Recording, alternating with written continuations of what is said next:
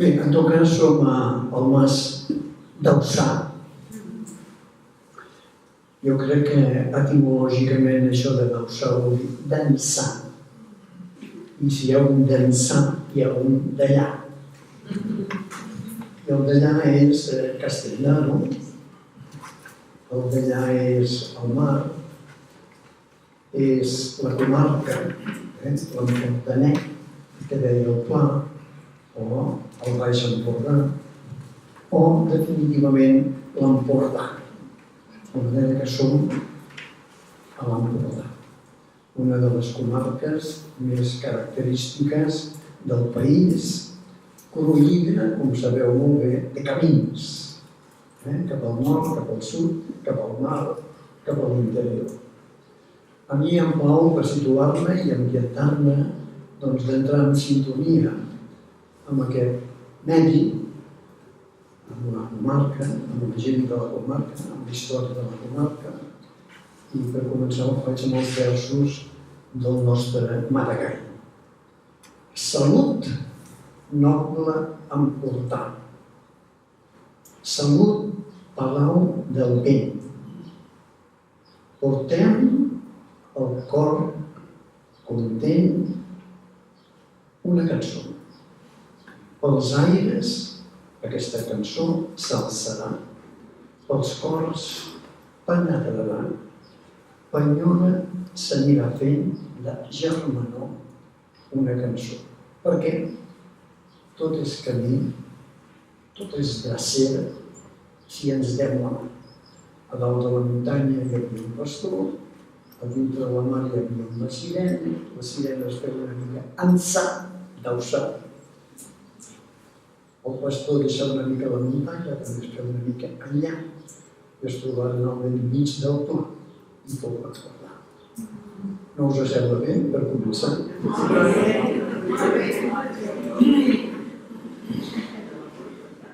Bé, som aquí per parlar, en català diem enraonar del diàleg.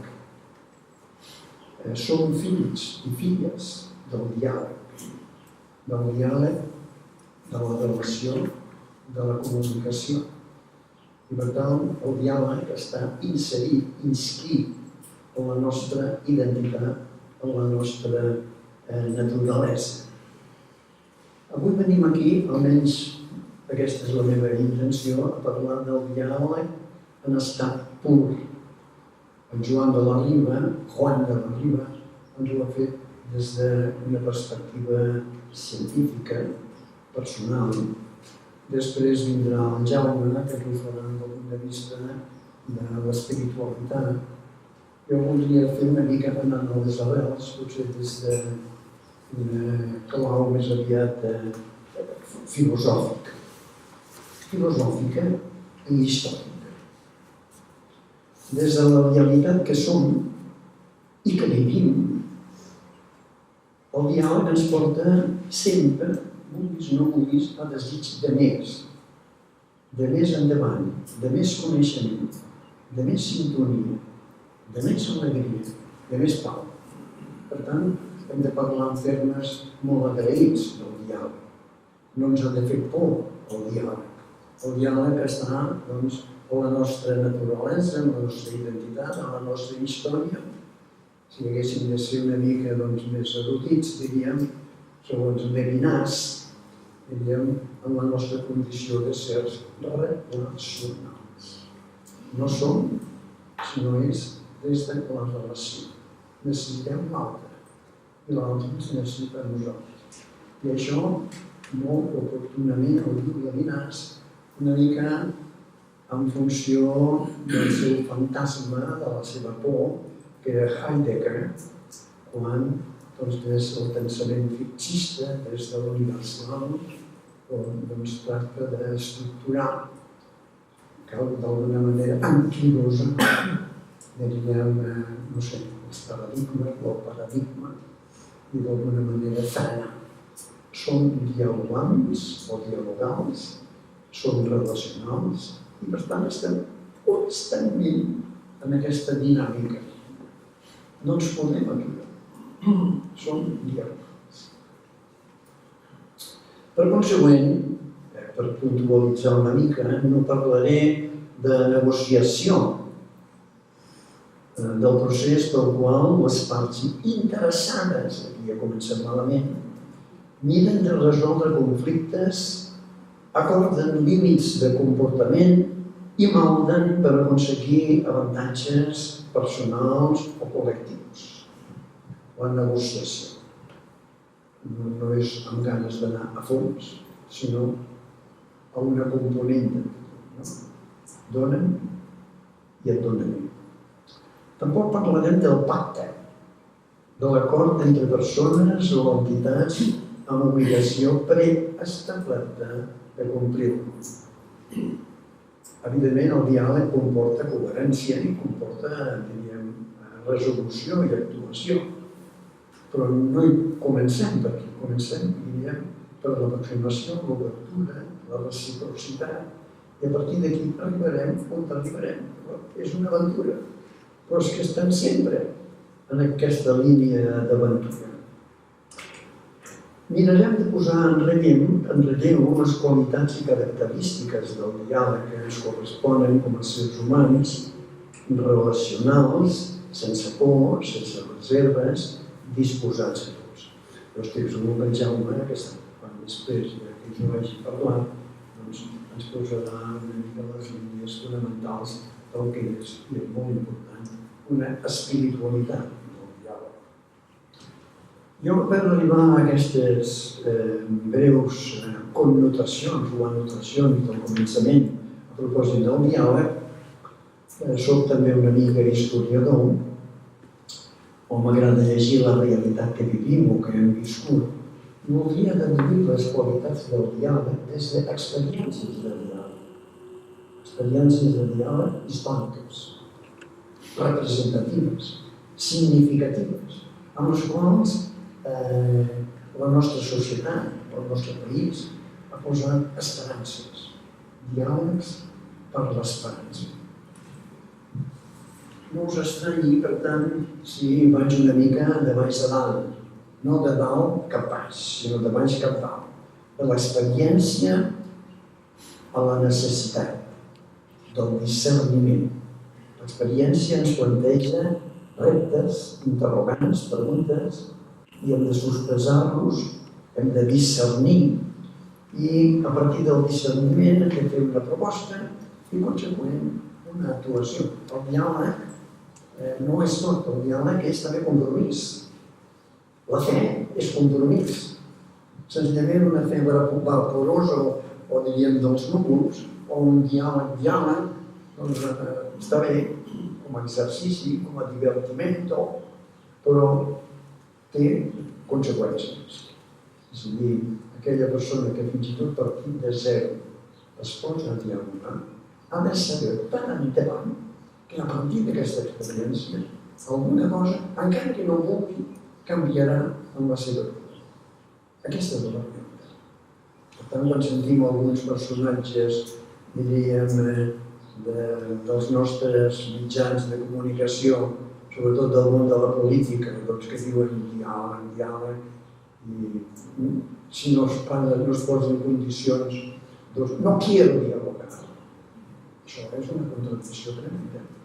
El diàleg s'ha d'anar al diàleg encara que només sigui per compartir la coneixença, per mirar-se als ulls, per poder parlar d'allò que un sent, d'allò que un viu, d'allò que un és, perquè l'altre, encara que vulgui, no ho sap, o ho sap malament. Per tant, a partir d'aquesta exigència tan elemental, tan senzilla, és que el diàleg és important, el diàleg és imprescindible. I quan es parla de condicions per al diàleg, això és una hipocresia impresentable. Bé, parlem doncs d'experiències de la nostra història, de diàleg. I hi ha una d'elles que a mi, ja des de molt jove, em va interessar històricament, que és el segle XI. Imagineu-vos si vaig dir a l'any 1027. Una mica més al nord de les terres on som, al Rosselló, a una petita vila, Toluges, hi va haver un sínode per parlar de la pau. Sínode de Toluges, de la pau i treva de Déu. 1027. Toluges aleshores era una cruïlla de camins, només hi havia un parell de cases. Estava a una certa distància de Perpinyà, una certa distància de Tuïr, una mica més enllà Elna, una mica més enllà Sant Miquel de Cuixà, diríem la Catalunya, que actualment en diem Catalunya Nord, diríem el Bressol de Catalunya. Allí es van reunir els comtes, estem en temps de la Catalunya comtal, després vindria amb Ramon de Berenguer i la Veronella vindria una altra història, però aquí estem en temps de la Catalunya comtal i tenim aquí reunits els comtes de Besalú, d'Empúries, de la Cerdanya, d'Urgell, de Barcelona, els comtes. I tenim els bisbes de les diòcesis d'aleshores constituïdes, algunes desaparegudes, com Besalú, però Girona, o Vic, o Urgell. I sobretot hi tenim el gran abat de Sant Miquel de Cuixà, l'abat Oliva, que després va ser bisbe de Vic i fundador de Montserrat. Aquests personatges, des de l'altura, responent a les necessitats vivencials, de convivència, de treball, de progrés, de la gent senzilla, en termes feudals, diríem, dels vassalls de l'època, sobretot dels pagesos, evidentment van respondre, van intentar de respondre a la d'aquestes, de la gent que es dedicaven al cultiu de la terra, perquè demanaven seguretat. Temps de seguretat, per poder treballar, per poder portar el país endavant. I per això la pau, llocs de pau com l'església, les esglésies, els cementiris, eren llocs de pau, és a dir, on la violència de qualsevol manera que sigui estava prohibida. Pau i treva. La treva eren temps determinats del cicle, de l'any, doncs en què la violència també estava prohibida, no es podia fer la guerra, no es podien fer lluites entre comtats o dels comtats conjuntament amb el món islàmic que tenien al sud. I per consegüent, posem per cas un temps, imaginem la Quaresma o altres temps de l'any, en què es feia una treva de pau perquè la gent amb tranquil·litat es poguessin dedicar al cultiu de la terra. Això que sembla poc important, recordeu Pau Casals, a l'ONU, quan diu som un país que va tenir el primer parlament del món per parlar de la pau, que va ser Toluges, l'any 1027, amb tots els seus defectes i les seves limitacions, perquè eren només gent de dalt, i era un temps feudal, per tant només comptaven la gent que tenien poder. La gent senzilla, els burgesos, els vassalls, aquests comptaven poc. Per tant, una primera experiència que va tenir les seves derivacions, tinguem-ho present, amb altres experiències dialogants, per exemple, amb els càtars. Tots sabeu qui són els càtars, una denominació d'origen cristià, que pot ser una mica maniqueu, que es va estendre molt pels comtats del sud de l'actual França, aleshores Occitània. I aquests càtars es van anar fent pràcticament en tots aquests comtats. Imagineu Carcassona, o imagineu Besiers, Montpeller, Tolosa, etc. Que van ser una autèntica amenaça des del punt de vista de les desviacions doctrinals i que el papa Innocent III, per lluitar amb ells, els va traspassar el braç secular, és a dir, el poder militar dels francs. Els francs eren uns bàrbars del nord. Simó de Montfort era un bàrbar violent, sanguinari, i a aquest, la Santa Seu li va encomanar la creuada contra els càtars. La Santa Seu per raons ideològics i els francs per raons de poder. Des d'aquest moment, amb la derrota dels comtats del sud per raó dels càtars, l'any 1311, el nostre Pere el Catòlic, rei de Catalunya i Aragó, van ser derrotats i van acabar els càtars, van acabar els comtats del sud i llavors el país va haver d'orientar-se en lloc d'anar cap al nord, cap al sud, València, Balears. Hi va haver, a propòsit dels càtars, també, partint d'aquesta experiència de Toulouse, diàlegs entre catòlics i càtars. Hi va haver diàlegs entre jueus i catòlics. A Barcelona, a Tortosa, les disputes entre jueus i catòlics de l'època, en funció, evidentment, des de la perspectiva de l'autoritat reial, per aconseguir la convivència i la pau, dins d'una unitat en la visió doctrinal o experiència de la fe. Per tant, un punt aquest de Toulouse, l'any 27, realment important, que marca una mica la història de la cultura i de la nostra visió de les coses. Quan arribem al 13, tenim una espècie de miracle quan el país és religiosament, culturalment plural. Hi havia presència jueva notable, presència islàmica notable, el regne de València, el regne de Mallorca, que deien, hi havia presència, evidentment, cristiano-catòlica. I en aquest moment hi ha un personatge importantíssim, que és Ramon Llull. Ramon Llull és el primer que versifica en català. Els poetes anteriors ho feien en occità, en provençal. Però Ramon Llull comença a versificar en català poemes molt bonics com Lo desconor de Ramon Llull o Lo concili de Viena, del Donat, etc.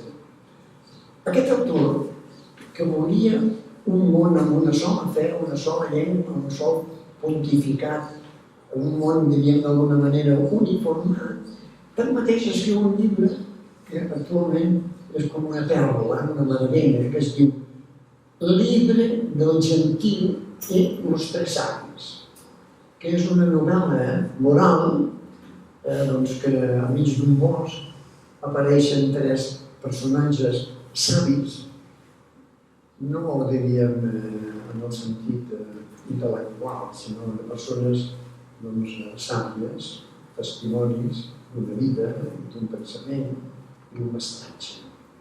Un jueu, un cristià i un islàmic. I davant d'ells es troba un gentil, una persona sense fe, un no creient, que tanmateix té preocupacions pel sentit de la vida i la mort. Es posa grans interrogants sobre l'existència humana. I aleshores què fa? Interroga en aquests mestres, en aquests savis, que li facin una mica la presentació del seu missatge i a veure si a través d'aquesta comunicació surt una mica dels seus embolics. L'interessant és que Ramon Llull, que és un cristià una mica radicalitzat, presenta tots aquests missatges amb una gran imparcialitat.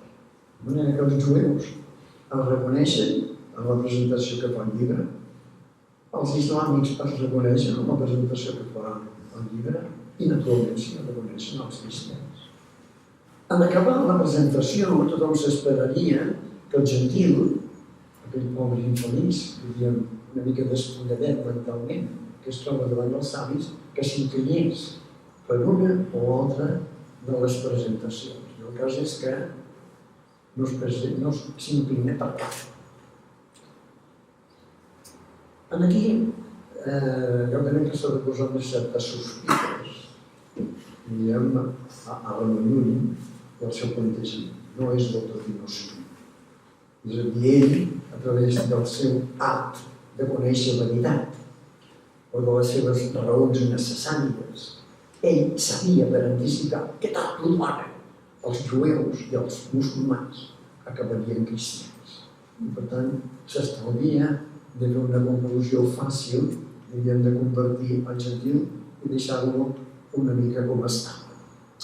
El que passa que hi ha una cosa que és realment interessant, i aquesta sí que és vàlida, que el gentil interpel·la als altres i els diu: molt bé, heu parlat entre vosaltres i això és el que heu de fer sempre. Parlar, enraonar, dialogar, cadascú des dels seus posicionaments, sense por, escoltant-vos mútuament. I en tot cas, si mai us havíeu de fer una pregunta, no és sobre la validesa o l'autenticitat o la veritat dels vostres missatges, hauríeu de preguntar-vos: què significa la vostra experiència creient en funció del bé de la societat? Mira quina cosa tan senzilla i tan obligada al mateix temps. Tothom s'ha preocupat des d'una clau molt apologètica, diríem, de defensar o afirmar el seu posicionament, la seva ideologia, el seu paradigma, i en canvi no és aquesta la cosa. Això et serveix per millorar-te tu i per millorar la societat. Per tant, dues experiències o dues referències, la de Toluges i la de Ramon Llull del segle XIII, realment molt significatives per treure conclusions.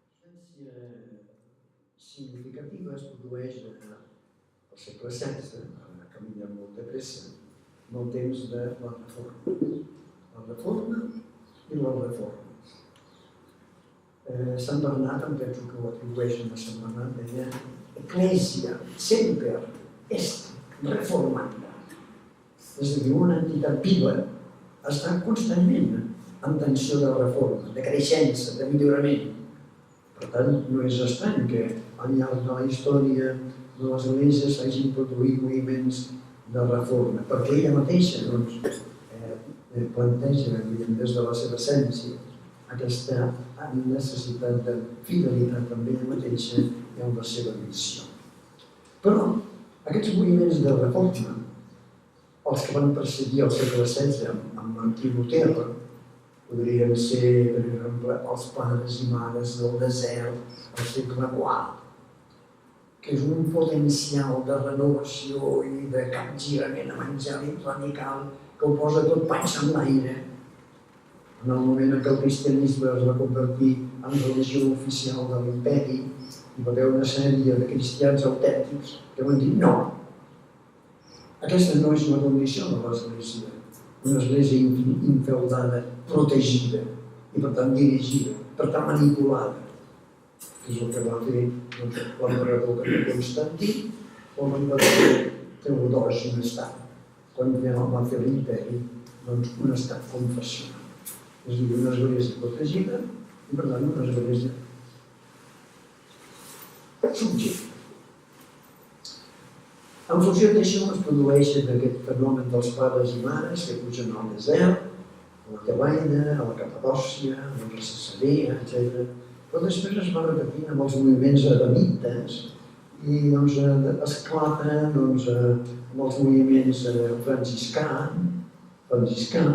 Sant Francesc era un home radicalment evangèlic, de diàleg, va anar a trobar amb les mans, diríem, obertes, el soldat d'Egipte, en els moments més crus de la Croada, o Sant Domènec, que va treballar enmig dels cànters, i segons diu el Lucía Caram, tots la coneixeu, doncs les monges dominiques són genuïnament o autènticament o originàriament dones càtares que van ser convertides per Sant Domènec. Per tant, tant pel moviment dominicà com pel moviment franciscà, un intent de canvi, de diàleg interior, de millora de l'Església, que no sabem massa en què va quedar. si fos, perquè no dic el 16, en temps de Martí Lutero i dels grans reformadors, Zwingli, Calvini, amb els precedents, doncs l'Església o el cristianisme anava per mal avall. El 1517, doncs Martí Lutero, aquest any 2017, quan commemorat els 500 anys, va plantificar les 97 tesis de protesta a l'Església del Castell de Picanya. Aquelles reformes, ens preguntem, eren plantejades amb esperit de diàleg de tu a tu, sense interferències, sense trampes. Jo tinc les meves reserves, perquè moltes d'elles eren presidides pels landgraf, els comtes alemanys, o bé per l'emperador Carles V. Per tant, si intervenia el poder no fa concessions. Les raons d'estat no tenen entranyes. Per tant, no es tractava de cercar la veritat, es tractava de cercar la veritat de l'estat, tant per un costat com per l'altre. El pobre Lutero, en aquest sentit, tot i la seva rectíssima intenció, perquè no volia una església nova, sinó millorar l'església, es va trobar atrapat amb aquesta dialèctica que va portar fins i tot a guerres molt cruels, per exemple, amb els anabaptistes. Els anabaptistes eren pobres evangèlics, senzills, treballadors, camperols, que van ser trinxats pels comtes amb la benedicció de Lutero. Per tant, atenció amb aquestes experiències de diàleg que ens han vingut, diríem, del passat i del present. En funció d'això, arribem als nostres temps. Jo crec que els nostres temps són uns temps beneïts, perquè al segle XIX, especialment a partir del 1910, es desperta a nivell de la cristianitat a tot el món, el moviment ecumènic. El moviment ecumènic és, diríem, posar la destral a l'arrel de l'experiència creient, de l'experiència no creient, de l'experiència humana. Naixem ecumènics, naixem amb necessitat recíproca de relació dels uns amb els altres. I a partir d'aquí, en començament només a nivell cristià, es van començar a fer passos, diríem, bastant positius. De manera que, amb l'aportació del moviment ecumènic al segle XX, des del 1910, posem per cas després i tornaré a acabar, el 2010, a nivell cristià i a nivell intercreient, s'ha progressat molt.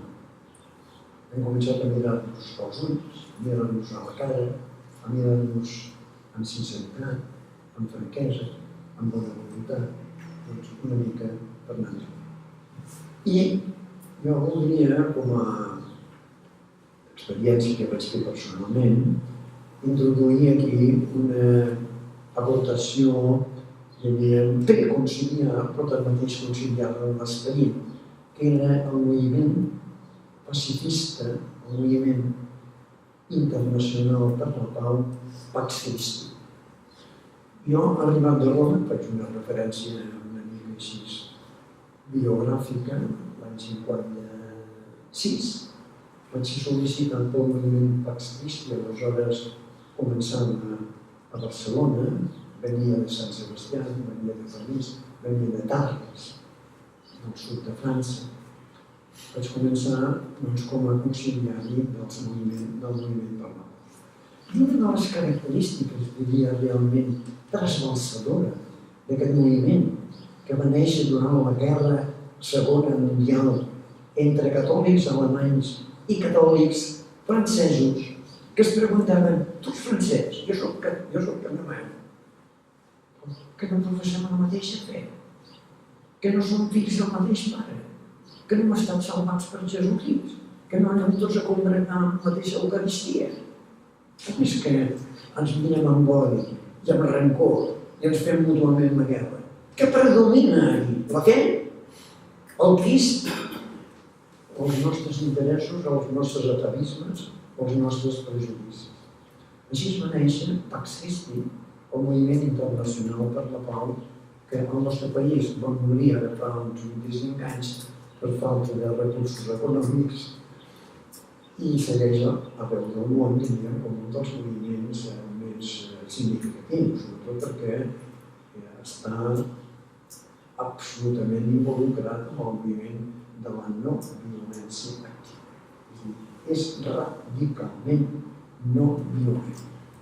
Resistència pacífica, desobediència civil i construcció de la pau des dels elements positius que ens agermanen.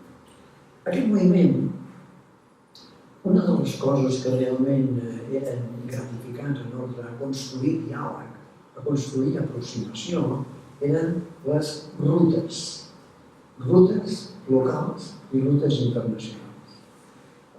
En el pòster que anuncia la trobada d'avui, hi ha una gent que venen caminant aquí davant del Mas d'Auçà, venen caminant. Fa l'efecte que això és tot una metàfora, un símbol. Venim caminant al Mas d'Auçà i mentalment i espiritualment estem caminant. Doncs bé, la ruta és lent. Durant 15-20 dies jo vaig fer la programació de les rutes de l'any 1960 a Catalunya, doncs que vam reunir 1.000 rutiers des de tots els racons, des de Tortosa a Montserrat, des del Camp de Creus a Montserrat, des de la Selva d'Urgell a Montserrat. Vam posar en marxa una vintena de rutes d'una composició d'uns 50-60 rutiers, cada experiència amb el seu conciliari, el seu xef de rut, el seu cap, i d'un poble a l'altre, acollits per la gent, a peu pla, i després reunint-se a les places, cantant i resant, i d'alguna manera somrient. Doncs vam fer una experiència, jo diria que gairebé de Pentecosta. Nosaltres dèiem de les rutes que era una experiència de l'esperit de la Pentecosta, que llimava diferències i obria perspectives de germanor, i diríem de solidaritat i de construcció d'un projecte. Això era especialment significatiu perquè no vaig fer solament aquesta de Montserrat, vaig fer també Trier, és a dir, per la regió del Mosel a Alemanya, o vaig fer Bretanya, per la regió de Brest i Bretanya a França, de poble en poble, i això anava curtint, anava situant. I veies com aquella gent, quan sabien que a la ruta hi havia nois i noies germànics i francesos, i que s'abraçaven, i que cantaven, i que ballaven, i que s'estimaven, i que eren, diríem, una mena d'evangelització del que ha de ser el diàleg des de la vida i des de la reconciliació. Bé, doncs, aquestes experiències no m'hi voldria intervenir perquè de fins que teníem, però suposo que el temps ja deu començar a córrer. 10 minuts. Doncs en 10 minuts jo voldria puntualitzar a veure on ens porta aquesta experiència de diàleg net, sense intencions, des de la religió. Ho faig, diríem, en perspectiva cristiana, la qual cosa no vol dir que no sigui també en perspectiva creient i fins i tot conviccional, és a dir, no creient. I ho faig a partir de la conferència d'Edimburg l'any 2010, que era de totes les experiències ecumèniques intercristianes, potser la més representativa, perquè hi eren tots. El Consell Mundial de les Esglésies, els catòlics no hi són, institucionalment no hi són. En canvi, aquí hi era tothom, sense distinció. I en acabar aquesta conferència van posar una espècie de crida a l'univers, al món, quedava una mica en aquests temes. Primer, els humans, homes i dones, ciutadans d'aquí i d'allà, de llengües, de cultures diverses, però tots amb el desig de felicitat i de pau, agraïts al diàleg, som cridats a encarnar i proclamar la bona nova de la vida en plenitud. La vida en plenitud, que d'alguna manera ens posa en una visió transcendent. La reconciliació i la lliberació. No hi ha pau, no hi ha, diríem, diàleg autèntic, si no hi ha alliberació, si no hi ha llibertat. Una llibertat inqüestionable. Som cridats, diuen, al diàleg autèntic, al compromís respectuós i a l'humil testimoniatge entre persones d'altres credos i conviccions. Testimoniatge. No que has de convèncer l'altre, o apologètiques, o vendre el producte, sinó senzillament testimoniar. El Carles de Foucault, quan va anar a Tuareg, enmig d'aquells amics i amigues, diríem, de la zona, no parlava de Jesucrist, no parlava de la seva fe. Vivia i testimoniava. I no feien ni preguntes, no responia. Som cridats a esdevenir comunitats de compassió i de curació, on homes i dones comparteixen equitativament autoritat, responsabilitats i zel per la justícia, la pau i la protecció del medi ambient. El nostre Pàniker, que és un mestre, diguem, del diàleg interreligiós, sempre ens diu que la reciprocitat és inqüestionable i que la construcció de la pau és, evidentment, en benefici de tots. Som cridats al penediment i a la reflexió crítica sobre els sistemes de poder i l'ús responsable de les seves estructures. De les seves estructures de poder. Pensem en l'exèrcit, pensem en les multinacionals, pensem en els que, no des del pensament o des del cor, sinó des de la força, doncs imposen i s'imposen, reconeixent la necessitat de formar noves promocions de líders en un món de diversitats. No ens hem de fer por la diferència. Som diferents. Som diferents i aquesta és la nostra riquesa. Diferents del punt de vista de gènere, diferents del punt de vista de sensibilitat, diferents del punt de vista, des de tots els punts de vista. No hi ha éssers humans clònics. Per tant, per què no acceptem aquesta riquesa immensa de les nostres diferències i ens entestem a parlar d'unitat, sovint és uniformisme, és imposició, és visió una mica aritmètica i matemàtica. Quan Jesús, a l'últim sopar, prega perquè els seus siguin un, i un, com vos i jo som un. Per tant, diferents i unitat. Per tant, la unitat és tan important com la diferència i la diferència tan important com la unitat. Som cridats a una cooperació permanent, a tractar els temes controvertits sense por i a treballar cap a una visió comuna reconeixent la mútua necessitat de reciprocitat. Això de posar límits s'han d'acotar temes, evidentment, perquè no som, diríem, de resoldre tot en un dia. Hem d'acotar-los els temes, posar-los una mica a nivell de les nostres possibilitats i hem de marcar termes. Els filòsofs, els teòlegs parlen del cronos i del kairos. El cronos és el temps matemàtic, és successiu, el rellotge, però el kairos és el moment bo, el moment que inspira, el moment adequat. I per tant, no sé, ahir em sentia, per exemple, un polític que em va agradar perquè tenia unes certes referències antropològiques al punt de vista de la nova situació política que es planteja a l'estat espanyol. Era un socialista. Li deia al seu interlocutor: no ens facis anar de pressa. Encara no hem constituït govern, encara no hem fet projecte.